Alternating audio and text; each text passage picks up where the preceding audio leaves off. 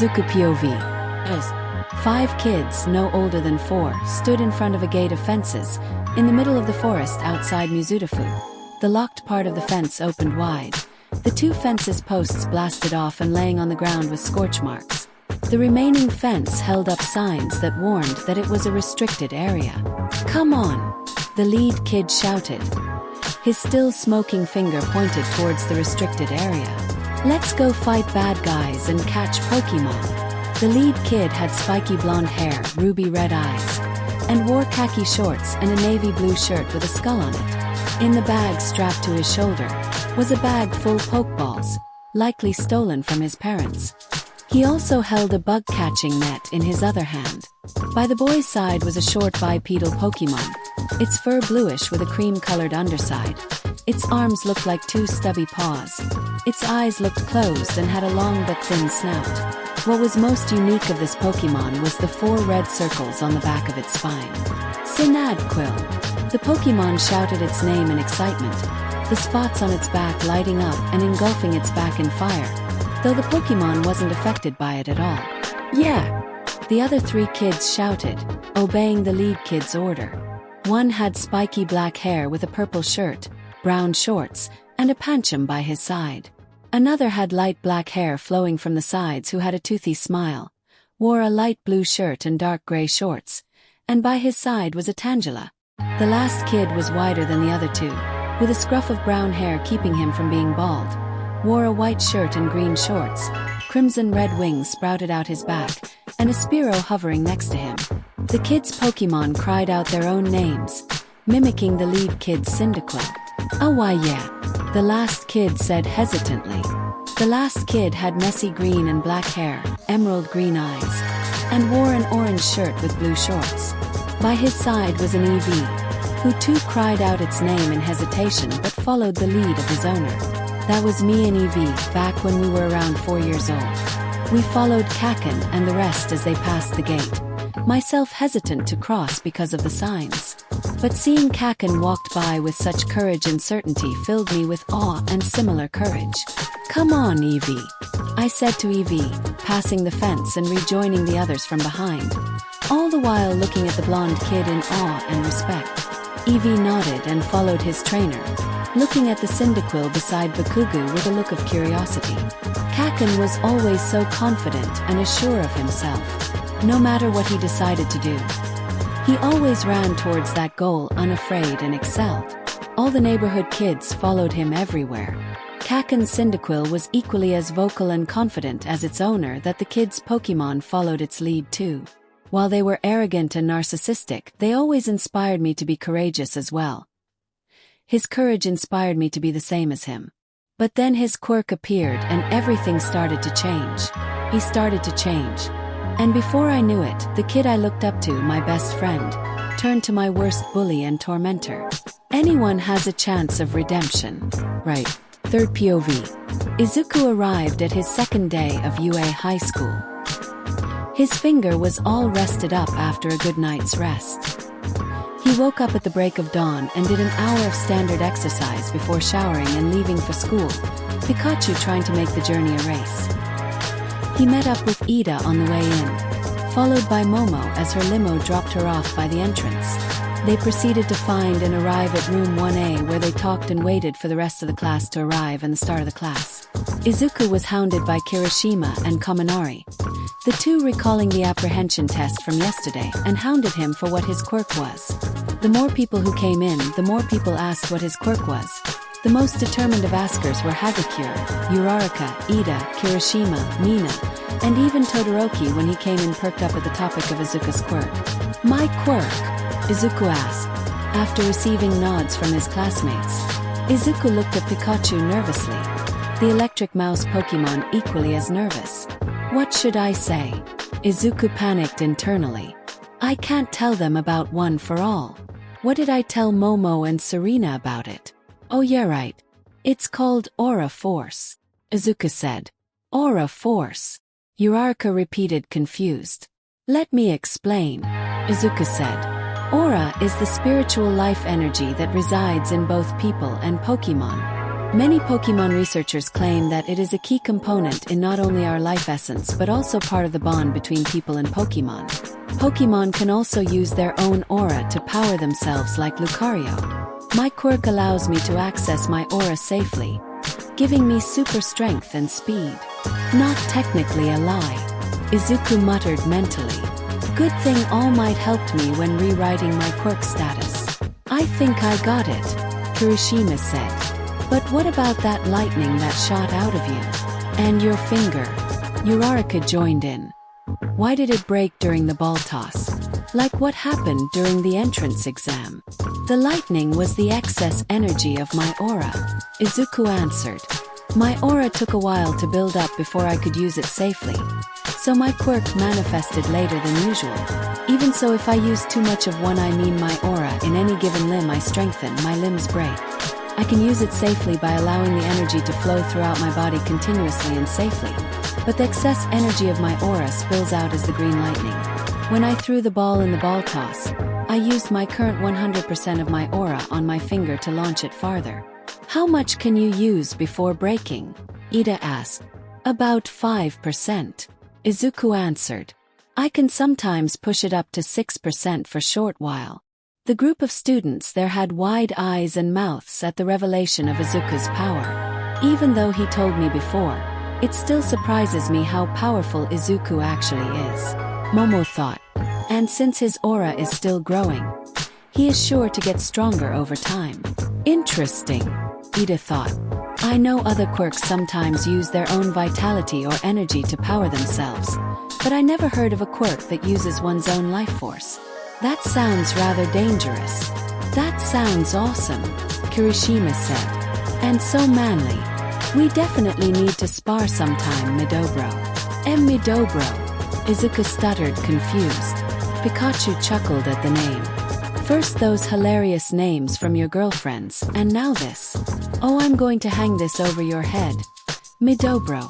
Izuku swiftly whipped his head towards Pikachu, his cheeks flaring red. They are not my girlfriends, Izuku yelled mentally.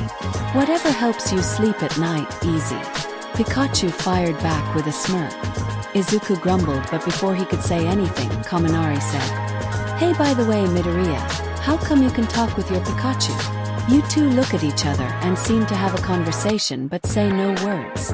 Izuku and Pikachu panicked momentarily before Izuku answered quickly. Since my quirk allows me to use my own aura, it also helps me to slightly communicate with my Pokemon. It doesn't help me talk with all Pokemon, just my own. My guess is because we share a stronger bond through our aura that we can talk with each other. That sounds so cool, Hagakure squealed. I wish I could talk like that with Kecleon too. Well, it isn't actually talking. I simply just understand their emotions and thoughts and them with me. Izuku lied. I can't say that I can talk with you guys through our connected aura. The more suspicious and convenient my quirk sounds, the more people will be suspicious and look into my quirk. Regardless of that, Midoriya, is your use of your aura truly safe? Ida said. If what you told is true, then doesn't it sound risky to use your own life force, especially in extreme amounts? Using your own life energy sounds incredibly dangerous to misuse, even if under extraneous circumstances. Izuku flinched and froze at the question, noticing the growing concern and questions in the others' minds. You see, as I told you 2 days ago, Izuku's mind flashed back to All Might's words from 10 months ago. One for All harnesses the physical abilities and life energy of its past users. An aura is the life force and spiritual energy that resides in every human and Pokemon. So that means Dash. That One for All stores both the physical abilities and aura of its past users and allows for you to use their power, along with your own, to be so strong and powerful, Izuku said, finishing All Might's sentence. All Might nodded and said, Correct. One for All is a literal whirlwind of the combined physical abilities and aura of all who have ever wielded it, including my own now. Izuku quickly thought of a discreet excuse to tell them. While I can use my aura, One for All also uses the aura of its past users mostly, so the risk of draining my own aura and life energy is rather slim. But how can I explain that to them without revealing that I got 8 other people's aura power for me to use, including freaking all mites? I think I know a solution to that, Momo said, drawing the group's attention. My guess is that Izuku's aura replenishes over time, much like how one's own vitality and stamina is replenished over time by simply eating, drinking, and sleeping. My own quirk creation uses the lipids in my own body to create new atoms and create anything I can think of. However, I still would need to refuel my body with more lipids before and after I use my quirk. So Izuku's aura must likely replenish the same way, albeit more efficiently than mine by just relaxing and recharging. The group was stunned in silence at Yaoyorozo's genius explanation. You are yeah, Izuku said as he reclaimed his focus. That's exactly right. Thank you, Yamomo. And thank Arceus that I have a genius friend like you. Momo blushed at Izuku's praise before stuttering out. Why, you're welcome, Izu. Uraraka, Toru, and Mina of the group noticed Momo's reaction to Izuku's praise. Uraraka's blank eyes twitched in jealousy. Toru frowned, though nobody could see, and Mina's eyes narrowed before a smirk appeared on her lips. Wonderful deduction, Yaoyorozo. Ida dramatically praised the creation girl. I am sorry for my rather blunt question, Midoriya. It's fine, Ida. Izuku eased the blue-haired teen. By the by, I don't think we actually formally introduced ourselves. Kirishima pointed out. I am Ejiro Kirishima. Nice to meet you, Midobro. And I'm Denki Kaminari. Kaminari jumped in. Kaminari's fine. Nice to meet you formally, Midoriya. Likewise. Izuku nodded to them. And I am Mina Ashido. But you can call me Mina. Mina butted in, her face a tad bit more closer to Izuku's own, much to the surprise and rising jealousy of the other girls. Nice to meet you, Midoriya. Although that's quite a mouthful to say. I know. I'll just call you Midori. Midori. Izuku stuttered while blushing furiously. Yeah, Mina said, her face gaining a teasing, sultry look. Simple, easy to say, and a cute nickname for a rather cute-looking boy. Izuku's brain was currently going through a nuclear meltdown. While Ida was berating Mina for giving a nickname without consent, Kirishima raised an eyebrow at Mina and gained a pensive look. Ashido has teased other guys before, hell even me, but this seems different. The red-dyed-haired teen thought. While the 3 girls were currently exuding a rather malevolent aura of jealousy. Kaminari meanwhile looked at the scene and the looks of the girls and slumped sadly. Crap. Not only 2 days in and Midoriya has already snagged an unofficial harem of girls. Lucky bastard. Meanwhile, Todoroki looked at the group with narrowed eyes. More specifically at Midoriya and his explanation about his quirk. Interesting. Teen thought. Over by the door, Bakuga stared at Izuku, hearing the whole interaction, and glared at the green bean with an immense amount of hatred. Bullshit. Bakuga thought angrily. This whole thing is bullshit. Late blooming quirk. Useless Deku with friends. Letting that loser Pikachu stay out. Spineless Deku having a bunch of sluts already begging to suck his surely useless little dick. All of this is total bullshit. I'm going to ruin that useless little shit. Soon after, all 19 students sat in their seats as first period began. Izuku looked at his schedule of classes. Alright, so it's a short homeroom to begin the day, followed by English, math, science, and Japanese.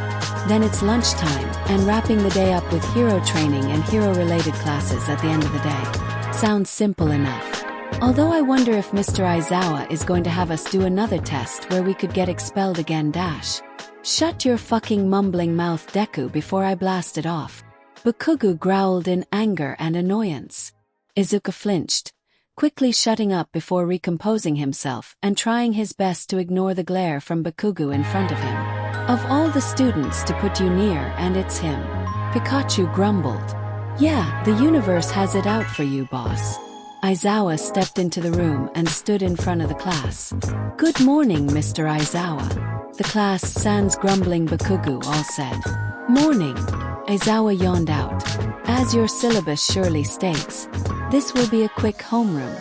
I'll inform you of any important events coming up during the day while taking roll call. But first, you all likely remember that we have a missing person to this group. The class subconsciously peeked at the empty desk behind Izuku. Izuku frowned, remembering Mineta's expulsion from the hero course, but assured himself that he did all he could for him in their talk. Minoru Mineta has been expelled from the hero course, Izawa said. While this would also include expulsion from UA altogether, Mineta will be transferred to general studies. Still, we are down to 19 students, an uneven number that is unsatisfactory. So, we will be adding in a new student to Class 1A. Was the class's general reaction to the news. I guess that makes sense, Kyukajiru said. If the class is uneven, it would be more difficult to pair us up in projects or hero training. Oh, I wonder who it is, Mina said. Please be a hot girl. Please be a hot girl. Please be a hot girl. Kaminari whispered, his fingers crossed. Izuku was surprised at the news of a new classmate, but before he could mutter anything about the situation, Izawa said, "Okay, you can come on in." The door to the classroom opened up and Izuku gaped in shock. "Hi, my name is Serena Mariella." Serena introduced herself, clothed in a UA school uniform. "It's nice to meet everyone." While Kaminari was mentally cheering, Izuku gaped in shock at his friend, now fellow classmate. She said that she was going to a hero school, but I didn't think it would be UA too? Izuku thought, surprised. Why didn't she tell me before? She looks beautiful in that uniform. Why am I still complimenting every girl I see? Serena noticed Izuku staring in shock and showed a small, giddy smile and winked discreetly at the green-haired teen. Izuku blushed before shaking his head and composing himself. Bakuga noticed Serena's action and smiled smugly, clearly believing the action to be directed towards himself. "You'll sit in desk 19, the empty desk behind Midoriya over there." Izawa directed the Hydro Quirk girl to her desk. "Anyway, that's all I have to say for now." He grabbed a yellow beanie from behind his podium. "Now stay here until your first period teacher arrives. I'm going to take a nap." "That's it," the class all thought exasperatedly. As Izawa left the room, Serena immediately ran over to Izuku and engulfed the teen into a hug. "Surprise, Izu!" "Ehe!" Momo, Uraraka, Mina, and Hagakure yelled as they witnessed the new girl suddenly hugging Izuku in horror, especially as Izuku quickly hugged back. Serena," Izuku said smiling. "You were going to UA all this time. Why didn't you tell me? I wanted it to be a surprise," Serena said, pulling back to meet Midoriya's eyes. "So surprised." "Yeah, definitely surprised," Izuku said. The two stared into each other's eyes. Excuse me, but what is going on here?" Momo's voice broke the two out of their trance. The two looked at the rest of the class. The most simplest synopsis of the entire class's reactions was surprised. Kaminari was banging his head on his desk. Uraraka, Hagakure, and Momo has blank frozen looks on their face, their eyes shadowed slightly in a dark comical aura. Mina was frozen in surprise before her eyes narrowed and smiled cheekily. Todoroki merely raised an eyebrow. Bakuga meanwhile had a face that seemed to combine shock, disgust, embarrassment, and anger all wrapped into one contorted face. My, you two seem quite close," Mina said with emphasis. Izuku and Serena took note of that and looked back at each other. Noticing the still hugging, Serena's large chest squashed onto Izuku's chest. The two separated quickly, blushing. Sorry," Izuku muttered, rubbing the back of his neck while smiling meekly. "We've hugged before, but it's still embarrassing, especially with Serena's figure so mature." "Why yeah, sorry. Got carried away," Serena muttered too, rubbing her arm and smiling meekly. "No matter how much we hug, it's still so embarrassing, especially with Izu's chest so chiseled." Pikachu meanwhile had his hands over his mouth, doing his hardest from laughing out. ****cackle***, hopeless boss. Oh, I'm going to die of laughter before the week is through. Now that you are done with your intimacy," Momo growled. May I ask what this is all about? Yeah, same. Uraraka whispered in a scary voice. Ditto, Hagakure said in an equally scary voice.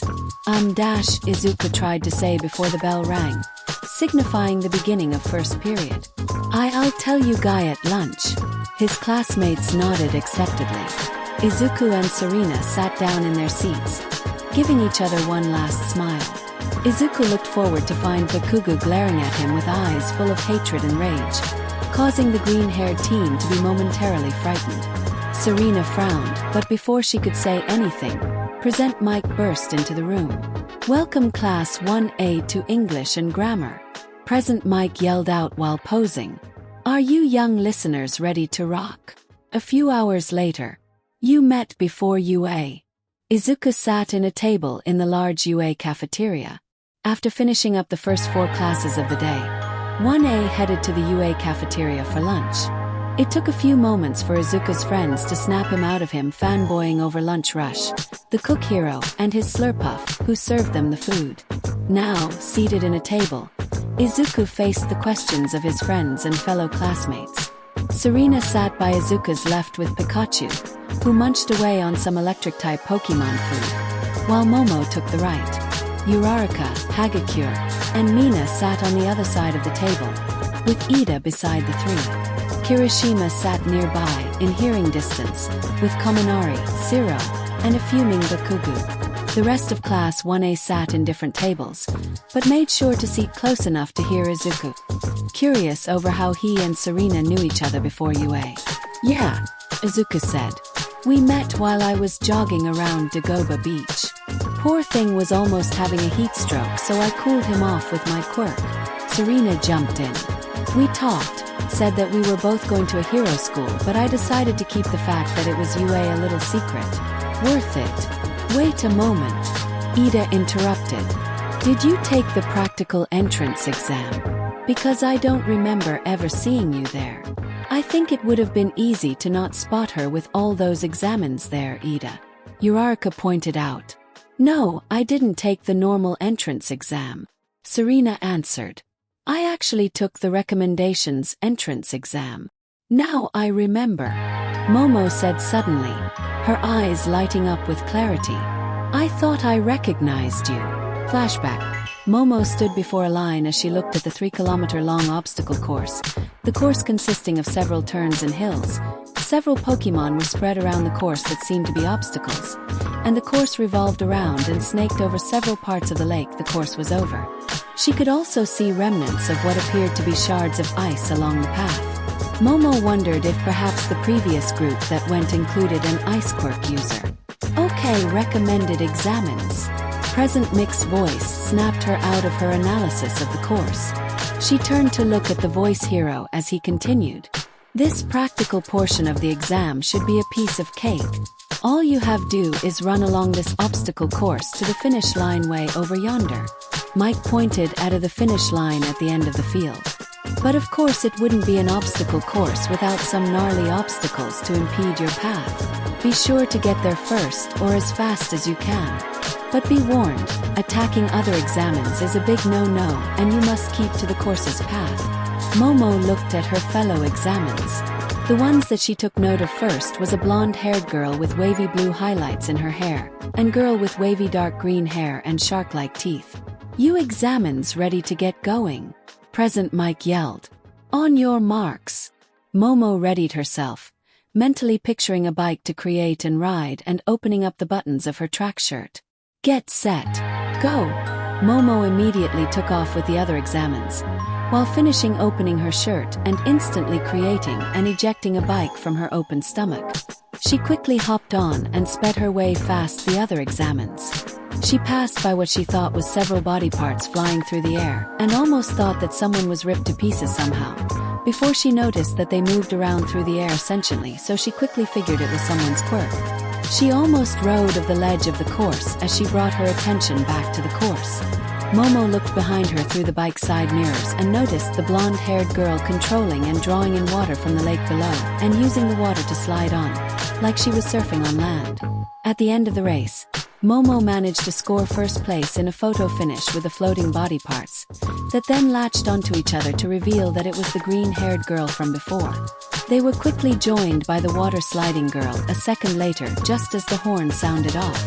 Momo remembered Present Mike saying some pleasantries and kudos, but she mostly tuned them out as she noticed the blonde-haired girl holding onto a necklace she had hidden under her shirt and prayed.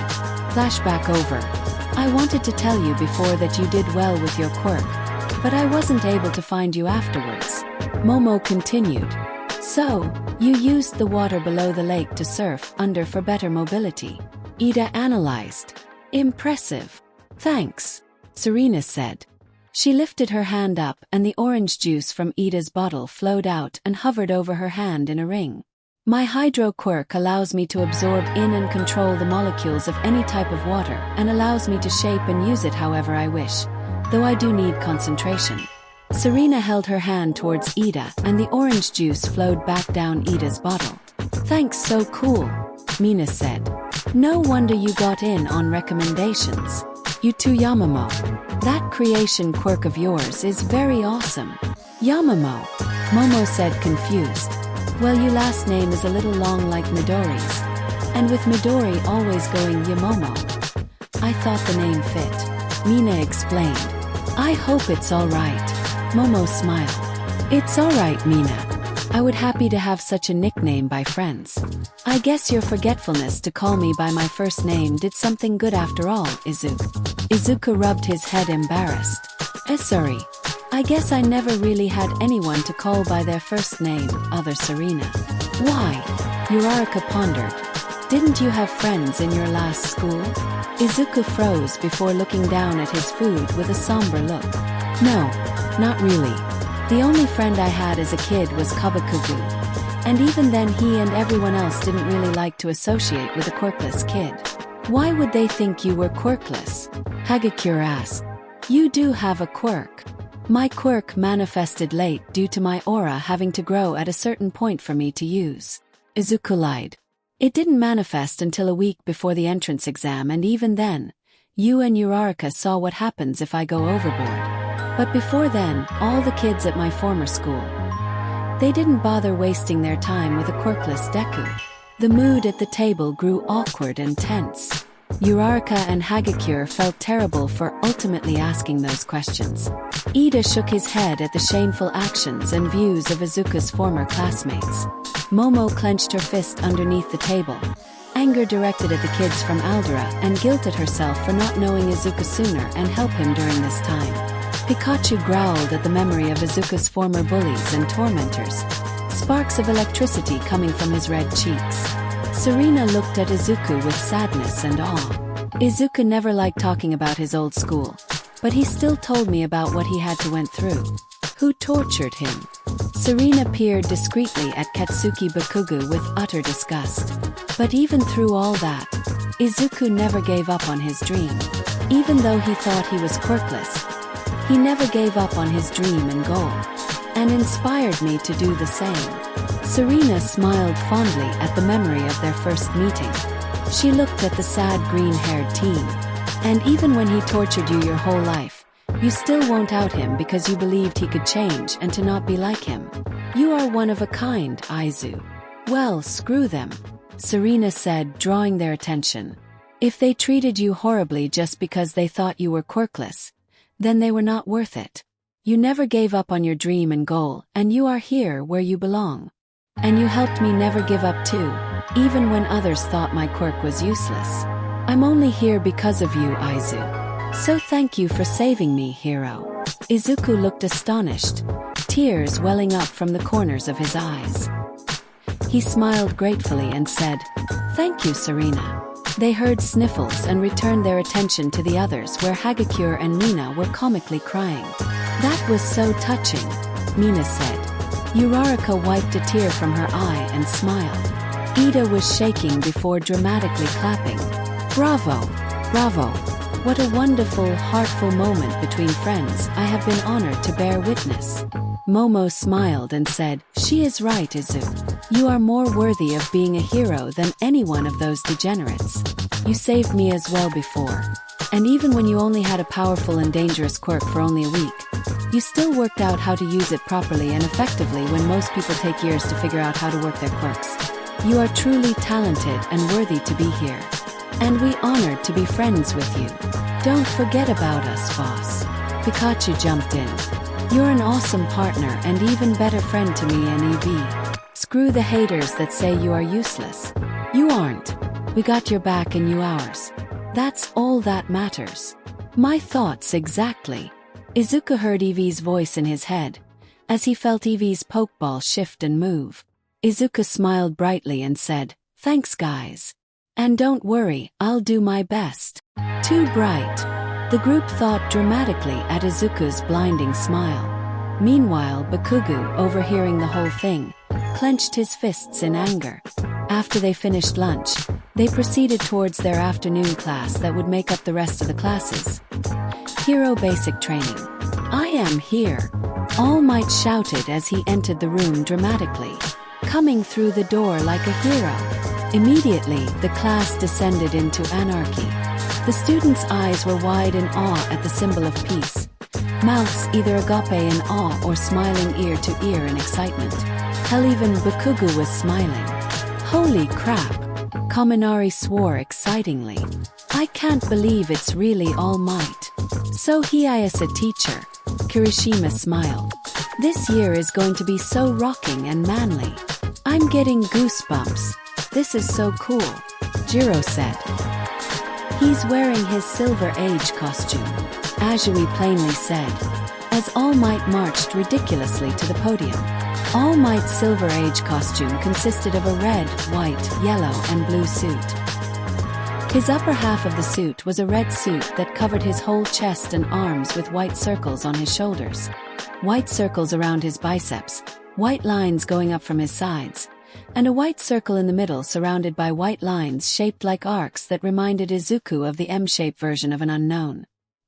His legs were covered in blue pants with stripes around the sides, a yellow belt with a gray belt buckle with a red V, yellow armlets on his wrists that sprouted out yellow wings, and a blue cape strapped to his back. Izuku smiled fondly at All Might's dramatic antics. He always likes to put on a good show, Izuku thought. But that's one of the ways he is the best. Making everyone smile and alright. As dramatic and silly as he is, I can't argue with you there, boss, Pikachu said. Izuku noticed All Might give him a subtle, barely noticeable nod. Right. During class we are just another teacher and student. No special treatment. No personal bias. If I'm going to be number one, then I have to work just as hard as everyone else. No special shortcuts. Izuku felt hands on his shoulder shaking him. He turned to see it was Serena, eyes wide with comedic sparkles in them. Izuku. Izuku, Serena said excitingly. It's really All Might. He looks so cool. Aren't you excited? You are his number one fan. Yeah. Izuku recomposed himself, smiling brightly. I was just surprised. He looks so awesome. All Might raised his hand, indicating the class to quiet down. Welcome Class 1A. To the most important class at UA High for Hero Course students. Think of it as Heroing 101. Here you will learn the basics of being a pro hero, and what it means to fight in the name of good and justice. Let's get into it. All Might struck a pose and flexed. Izuku and Pikachu tried their hardest not to burst out laughing. Remember when he struck that pose and practiced in preparation for this moment? Izuku telepathically communicated to his Pokemon. He looked so goofy, V said from inside his Pokeball. All Might brought out a card out of nowhere and showed it off in a pose to the students. Today's lesson will pull no punches. Written on the card in red letters was the words Hero Battle. Fight Training. Bakuga yelled in excitement. His maniac smile wide and his eyes bloodthirsty. Real combat already? Izuku questioned. UA surely doesn't hold back throwing us into the thick of things.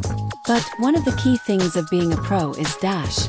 All Might pointed towards the wall beside him. Looking good. The 4 gray metal rows on the wall shifted and moved out, showing several suitcases with large green numbers on them. ranging from 1 to 20. These hero suits were designed based on your quirk registration forms and the requests you sent out before school started. The class cheered again in excitement. Izuku too smiled, determined and ready. Now suit up. And meet me in training ground beta. Yes, sir. The class shouted. All Might stood before a large dark tunnel, waiting for Class 1A to show up through the entrance. All Might heard the sounds of footsteps and silhouettes appearing through the dark tunnel and smiled wider. They say that clothes makes the pros, ladies and gentlemen, and behold, you are the proof, All Might said. Take this to heart. From now on you are all heroes in training. Class 1A stepped out of the tunnel one by one, each in a different and unique hero costume, each wearing various suits that were armored or made of skin-tight fabric, and many also wearing support items on them. This is getting me all ramped up. You guys look so cool. A final set of footsteps sounded as a final figure came out the tunnel, smirking.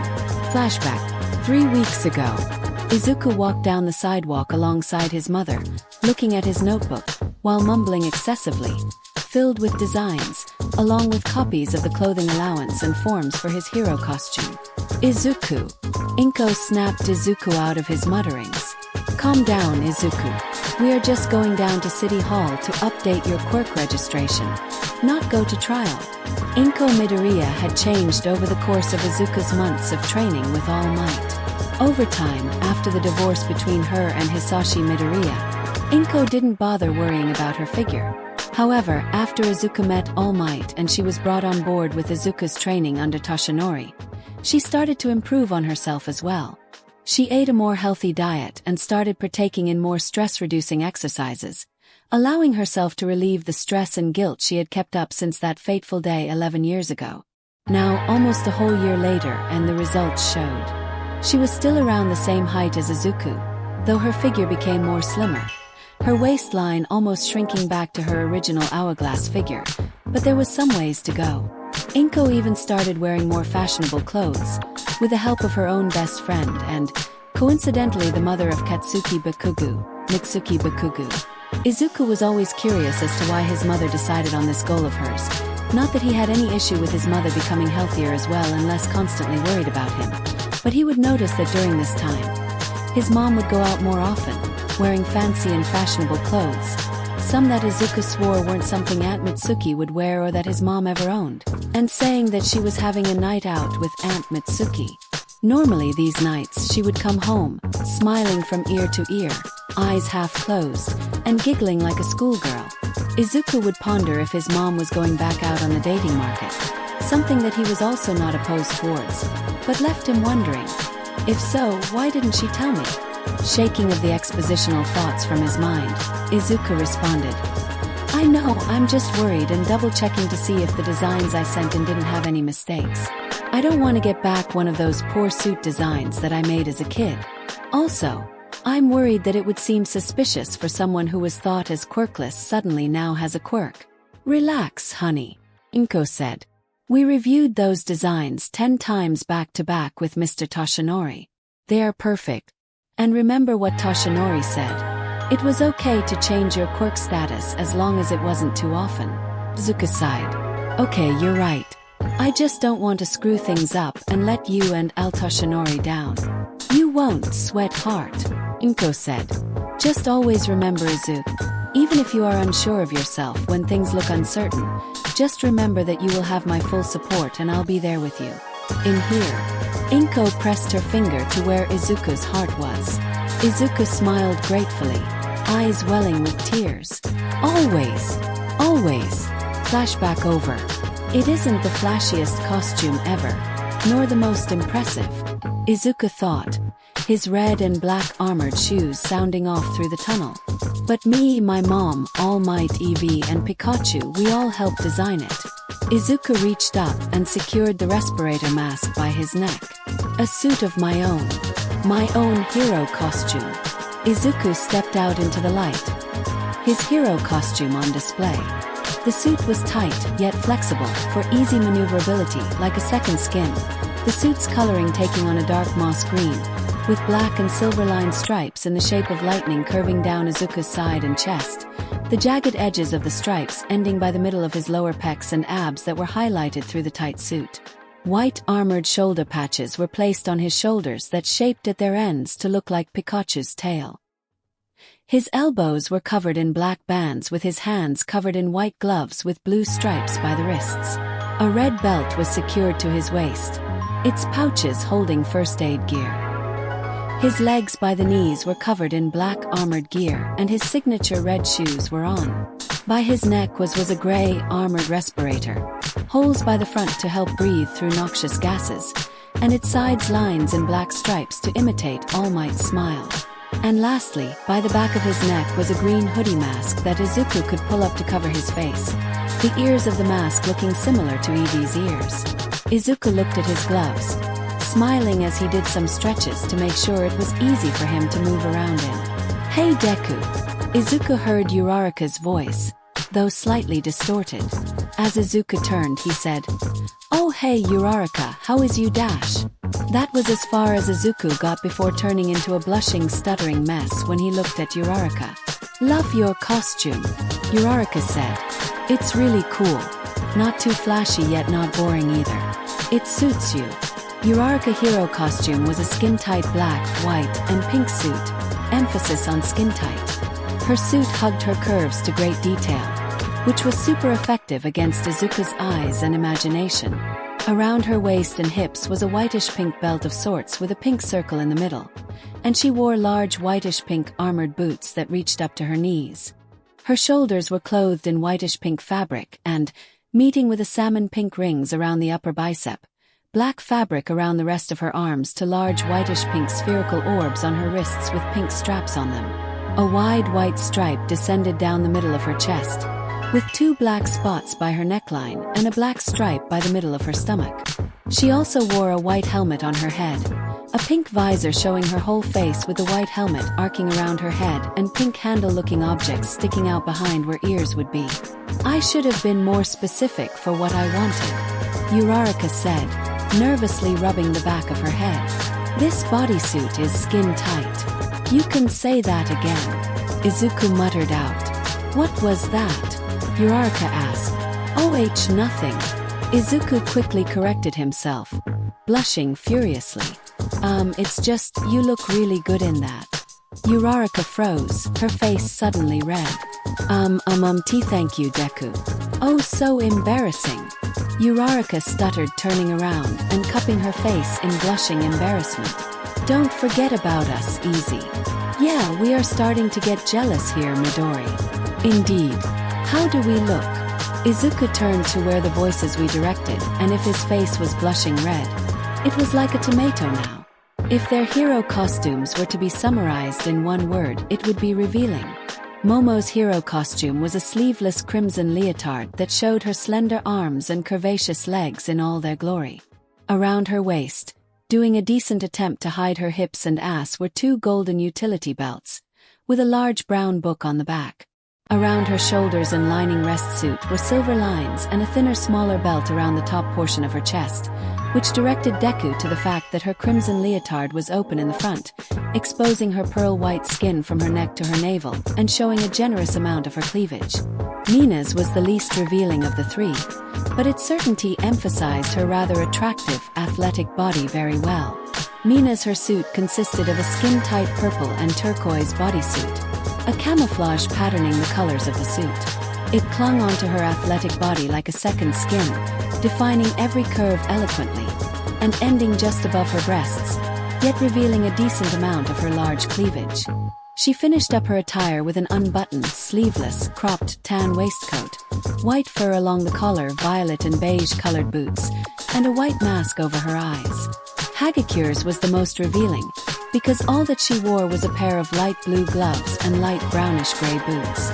Despite that lack of clothing, Hagecure's invisibility quirk kept Deku and the rest of the class see her naked figure, though given all those times Hagecure pressed up against him in their hugs, his active and analytical mind for once backfired on Izuku, having to slap himself from picturing Hagecure's form in detail.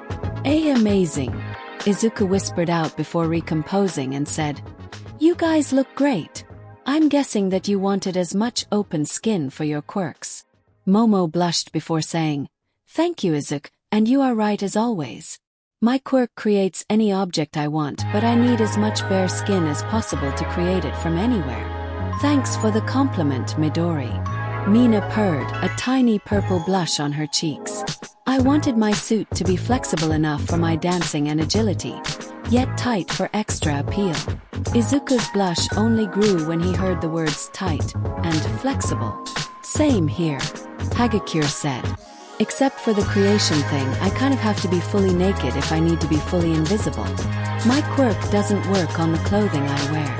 "What about a suit made of your own hair?" Izuku asked. "Huh," the girls questioned. "If your quirk transforms you invisible, why not commission a suit made of your own hair?" Izuku continued. "Your hair is also invisible, so if a support company can somehow integrate your hairs into a bodysuit, then you can theoretically be clothed and turn invisible without having to wear little clothing. Although, that would mean that Toru would have to somehow be able to turn her own quirk off, which seems part of the problem too. Mumble mumble mumble." The girl's sweat dropped as Izuku descended into a muttering spree. "Does he do this often?" Hagakure asked. "More than you think," Momo sighed. "The first time I told him about how my quirk works, he did this too. I had to create an air horn to snap him out of it." "Let me try." Serena's voice popped up before splashing Izuku with some water. Izuku snapped out of his muttering and sputtered out the water in his mouth. "Hey Izu, could stop your albeit adorable mumbling and tell me if I look good in this suit?" Izuku stared at where Serena was and almost had another nuclear meltdown. Serena was wearing a full bodysuit that looked similar to a scuba diving wetsuit and scale-like body armor. The suit's base coloring was black and showed off Serena's curves, especially around her hips and legs. The suit then also had scale-like armor that reminded Izuku of some water-type Pokemon like Seadra. The scales armor placed around her shoulder blades, her chest, and knees and elbows. She also had several illuminating lines curving around her body that glowed neon blue, and that when Izuku squinted could see that it stored up water. Izuku also noticed her hands had a few filters around her suit, more specifically in her hands and sides of her chest. Serena's hair was also braided in a ponytail, the blue highlights trailing down her hair through its sides, and around her neck was a necklace that Izuku noticed during their hangouts. A simple silver link chain necklace with a blue oval-shaped jewel, with a red orb in the center with the 8 yellow dots surrounding it. Why yeah," Izuku stuttered, feeling slightly dizzy from all the blood rushing to his head and other area. "You look amazing." Serena blushed and smiled. "Thank you, Izu. Oh, and what do we have here? So adorable." Izuku looked by his side to where Serena looked to see Pikachu, wearing a mask of his own that resembled Midoriya's own mask. It was green, black circles around the eyes. It covered his upper face to his ears, with a black lightning bolt on the forehead of the mask. In fact, the mask was sewn by Izuku's mom using the Lucador mask that Pikachu dug up from the formerly trash-filled Dagoba beach.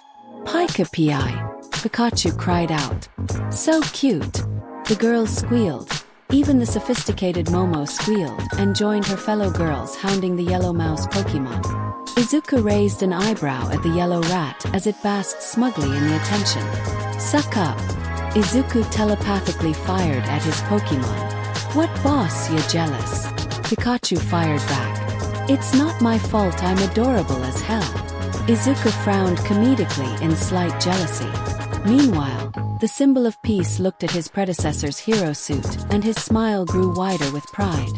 "Those ears, lightning design, and shoulder pads are definitely inspired by little Eevee and Pikachu. And that respirator mask resembles my smile. Yet this suit is all your own, young Midoriya. You look so cool that even I'm fanboying out." All Might noticed the group of girls that have grown close to his successor, and had to cough to prevent himself from laughing out loud. "Though it appears you are on your way in another aspect, young Midoriya. So too does Pikachu apparently. Maybe I should keep this from Inko. I'm not sure whether she would pass out from a heart attack in fright or happiness. And maybe I should request a sex ed class be given to the students earlier than scheduled." All Might quickly realized that the students turned their attention to him. his cough gaining their attention. Oh well, best to get the class started. Now, shall we get started, you bunch of newbies? All Might said. Izuku's eyes lit up in realization. Wait a minute. Or are you ready for me to train ya, you newbie? Gran Torino said the same thing before during our training before, as a thought. Ha, like teacher like student. I wonder if I will say the same thing. Now that you're ready, it's time for combat training. All Might continued. Sir, I have a question, Ida said. Izuku looked to Ida and his hero costume. It was an armored bodysuit, the armor painted pale silver. The chest plate are relatively normal with a row of blue, lining with golden yellow, down his stomach area, with 3 metal pipes on each side connecting down his torso and out his back, and with a navy blue high collar around his neck. His arms were also armored, with another collar around his upper arms and shoulders, and a metal vambrace that extended pointed past the elbows and navy blue gloves for his hands. He wore large silver knee-high boots with golden accessories and thicker built around the ankles. And to top it all off, he wore a helmet that masked his whole head, with its beaver full of holes that seemed to allow for him to speak and breathe properly.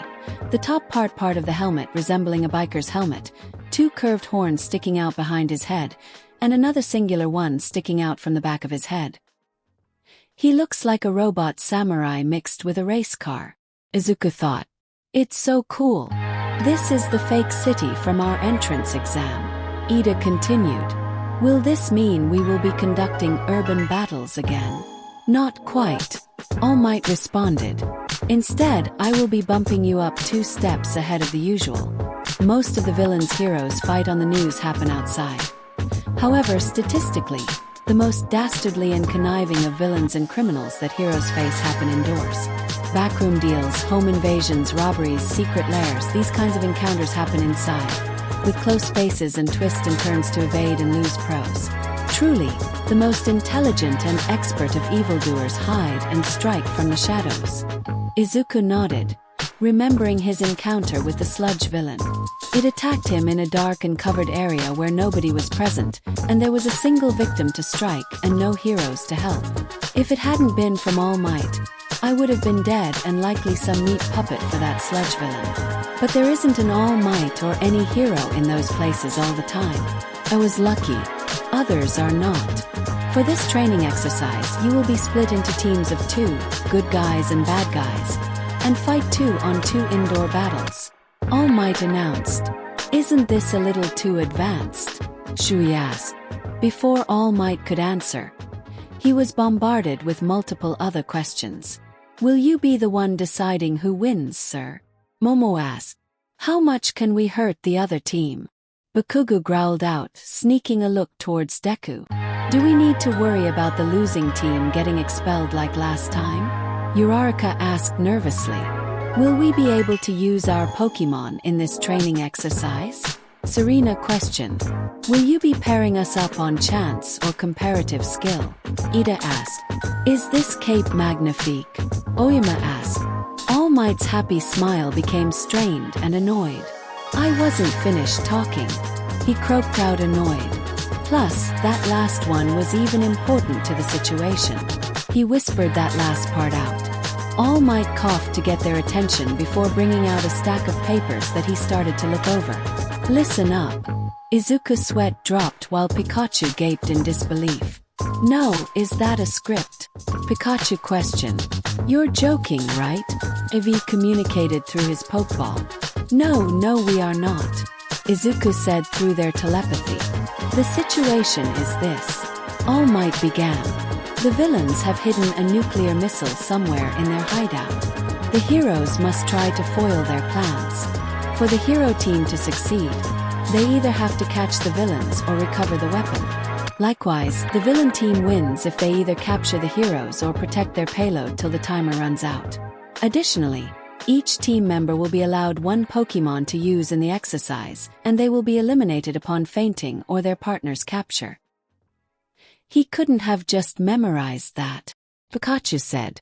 That was simple to remember. Pikachu, I think we need to go easy on him. Izuku telepathically responded.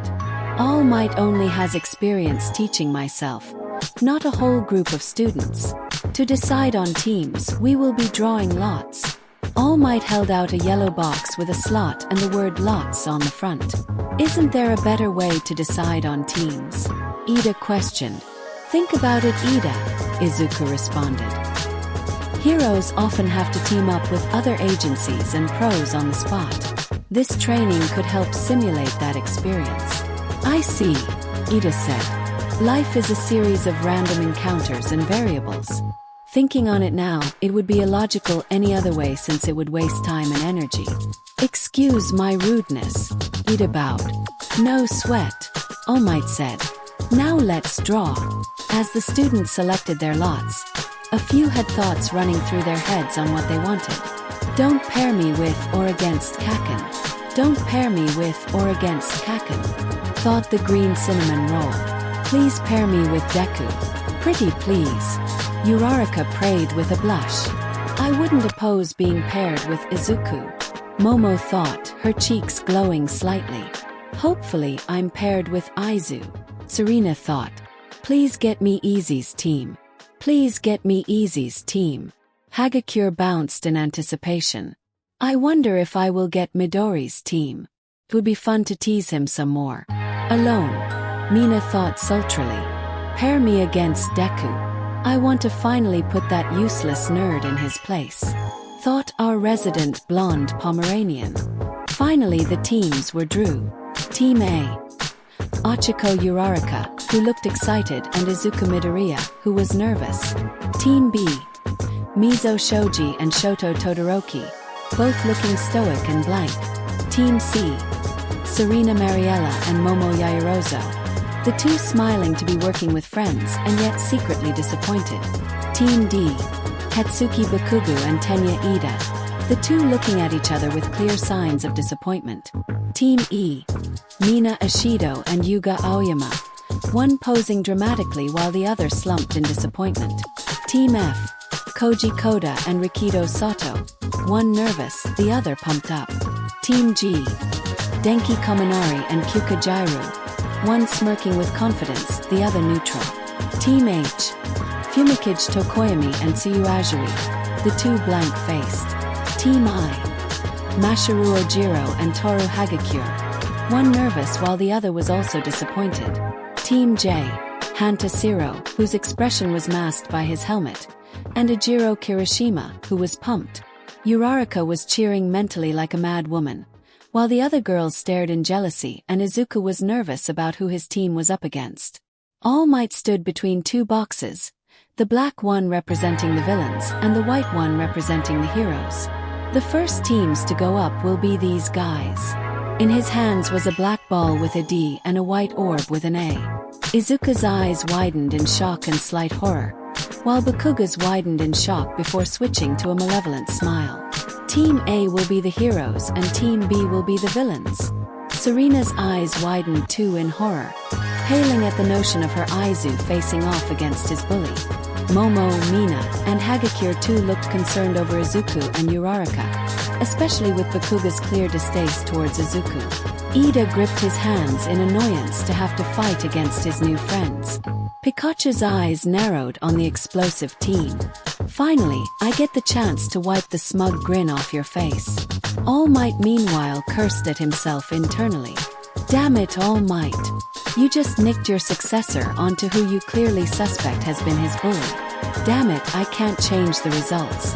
I will just have to trust in young Midoriya to come out on top. And come out in one piece. With that settled, the rest of us will head to the monitoring room to watch. Yes, sir, the rest of the class said. As they class walked away, Izuku was given some standard good lucks and be careful. Izuku felt a pair of eyes on him. He turned to see Bakuga glaring at him. His smirk gone and now serious looking. The old him would have flinched and cowered before that look. Not now. Izuku glared back, his eyes with steeled determination. Bakuga momentarily flinched in surprise, before glaring back with a snarl.